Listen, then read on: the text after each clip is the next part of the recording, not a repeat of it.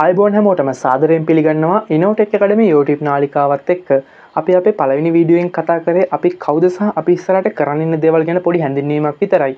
අද අපි අපේ පළවෙනි පාඩමට ආරම්භය ලබා දෙනවා. අපි අපේ පළවෙනි පාඩමෙන් කතා කරන්නේ මේ විදුලි කාර්මික ශාස්ත්‍රයේ තියෙන බේසික්ම සහ අත්‍යවශ්‍යම කරුණු කිහිපයක් ගැන. මම ඔයාලට මුලින්ම කියලා දෙන්නම් මේ විද්‍යාවේ තියෙන සරල නියමයක් ගැන. ඒකට අපි කියනවා ශක්ති සංස්ථිති නියමය කියලා. ඒ නියමයෙන් කියනවා අපිට ශක්තියක් අලුතෙන් නිර්මාණය කරන්නවත් තියෙන ශක්තියක් විනාශ කරන්නවත් බෑ. අපිට පුළුවන් එක් ශක්ති වර්ගයක් තව ශක්ති වර්ගයක් බවට පරිවර්තනය කරන්න විතරයි. මොකක්ද නියමෙන් කියන්නේ? අපිට ශක්තියක් නිර්මාණය කරන්නවත් තියෙන ශක්තියක් විනාශ කරන්නවත් බෑ. අපිට පුළුවන් එක් ශක්ති වර්ගයක් තව ශක්ති වර්ගයක් බවට පරිවර්තනය කරන්න විතරයි. ඔයාලා දන්න මේ පරිසරයේ තියෙන ශක්තියන් මොනවාද? ජලයේ තියෙනවා චාලක ශක්තියක්, සුළඟේ තියෙනවා චාලක ශක්තිය, තාප ශක්තිය, සූර්ය ශක්තිය. මේවා මේ පරිසරයේ තියෙන ශක්තියින්. එතකොට ඇයි දැන් මම ඔයාලට මේ ශක්ති සංස්ථිතික නියමය ගැන කියලා දුන්නේ? ඇත්තටම සරලවම කියනවා නම් අපි මේ කතා කරන විදුලිය කියන්නේත් සරලවම ශක්තියක්. විදුලිය කියන්නේත් ශක්තියක්. එතකොට මේ විදුලිය කියන දේ අපි නිර්මාණය කරාද? නෑනේ. මේ නියමයට අනුව මම ඔයාලට කිව්වා ශක්තියක් කියන දේ නිර්මාණය කරන්න බෑ කියලා. එහෙනම් විදුලිය කියන්නේ ශක්තියක් නම් අපි මේ විදුලිය කියන දේ නිර්මාණය කරේ නෑ. එහෙනම් ඇත්තට මොකද්ද වෙන්නේ? මම මේ නියමෙන්ම ඔයාලට කිව්වා අපිට පුළුවන් එක් ශක්ති වර්ගයක් තවත් ශක්ති වර්ගයක් බවට පරිවර්තනය කරන්න පුළුවන් කියලා.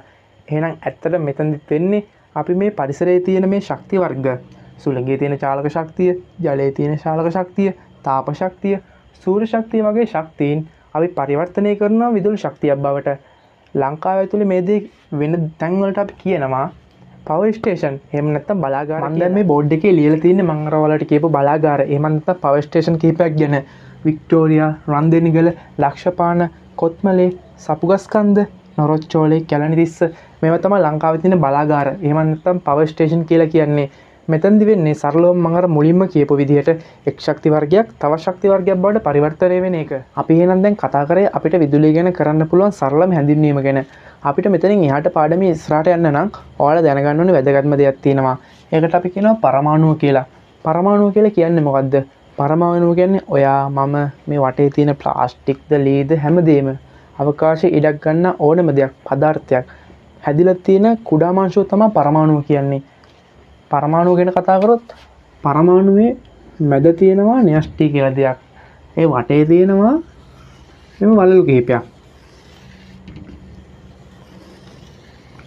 මොකද්ද? පරමාණුවේ මැද තියෙනවා න්‍යෂ්ටි කියලා දෙයක්. ඒ වටේ තියෙනවා මෙම වලලු කිහිපයක්.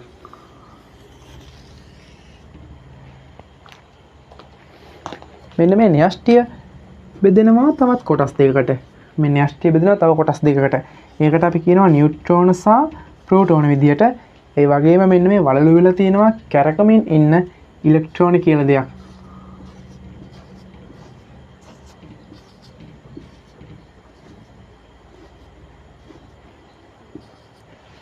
පරමාණුව බෙදෙන ප්‍රධාන කොටස් දෙකකට න්‍යෂ්ටිය සහ මේ වලලු විදියට.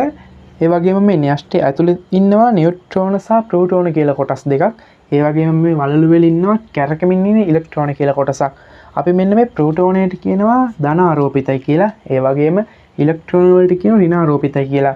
ඔය එතන දැනගන්න ඕන දෙයක් තමයි ධන සහ ඍණ හැම වෙලෙම බලන්නේ එකට ආකර්ෂණය වෙලා ඉන්න, එකට කපල් වෙලා ඉන්න. මෙන්න මෙතනත් ඒ වගේ තමයි. මෙතන මේ ප්‍රෝටෝනය බලන්නේ හැම වෙලෙම මෙන්න මේ ඍණ ආරෝපිත ඉලෙක්ට්‍රෝන ටික තමන් යටතට අල්ලගෙන ඉන්න, ආකර්ෂණය කරගෙන ඉන්න.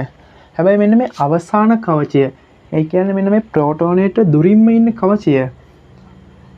ඒක බලන්නේ හැම වෙලේම එළියෙන් ශක්තියක් ආපු ගමන් මෙන්න මේ ඉලෙක්ට්‍රෝනේ පරමාණුවෙන් එළියට පයින්න. ඒ කියන්නේ මෙන්න මේ පරමාණුවට එළියෙන් ශක්තියක් ආපු ගමන් මෙන්න මේ අවසාන කවචයේ තියෙන ඉලෙක්ට්‍රෝනේ හැම වෙලේම බලනවා මේ පරමාණුවෙන් එළියට පයින්න. ඒකට හේතුව මෙන්න මෙයා ප්‍රෝටෝනයත් එක්ක බැඳිලා තින්නේ අඩුවෙන්. මේ ඉලෙක්ට්‍රෝනයට වඩා මේ ඉලෙක්ට්‍රෝනේ තියෙන දුරින් ඒ නිසා අර දෙන්න අතර තියෙන බැඳීම අඩුයි. මෙයාට අපි එළියෙන් මොකක් හරි ශක්තියක් දුන්නොත් මෙයා බලන්නේ මෙන්න මේ පරමාණුවෙන් එළියට පයින්නේ. එතකොට මෙන්න මෙතන හැදෙන හෝල් එකක්, කුහරයක්.